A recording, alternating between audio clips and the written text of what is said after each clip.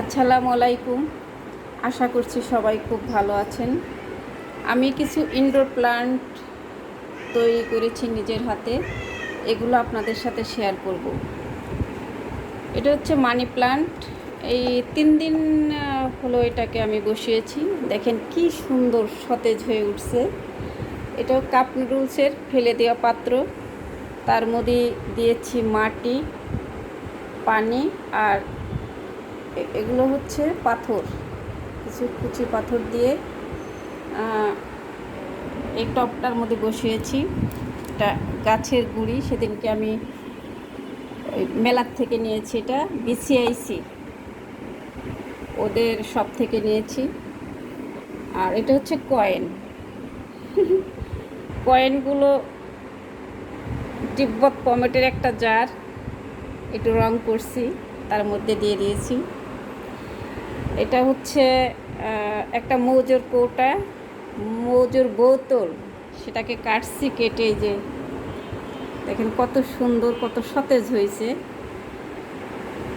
এগুলো ঘরে থাকলে হবে কি, আপনার বায়ু দূষণ থেকে বায়ু দূষণ তারা রোধ করবে, অক্সিজেনটা সরবরাহ করবে সুন্দরভাবে। এটার একটা ইনডোর প্লান্ট।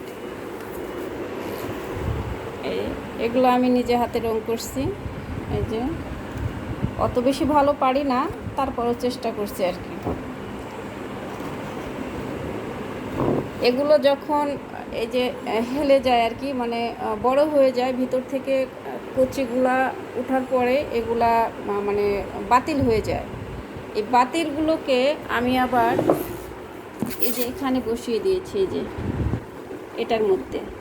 এই যে কিচ্ছু করা লাগে না, শুধুমাত্র মাটি দিয়ে, মাটির মধ্যে আর কি ওটা কোনা করে, মানে এরকম তেরসা করে কাটতে হবে, তেরসা করে কেটে এর মধ্যে লাগিয়েছি। যে সবগুলা কুচি এই যে ডোগা হয়েছে, এগুলোকে আবার আলাদাভাবে অন্য জায়গা লাগাবো।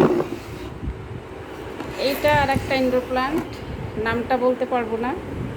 এটা হচ্ছে দইয়ের ফেলে দেওয়া পাত্র, একটু রং টং করছি।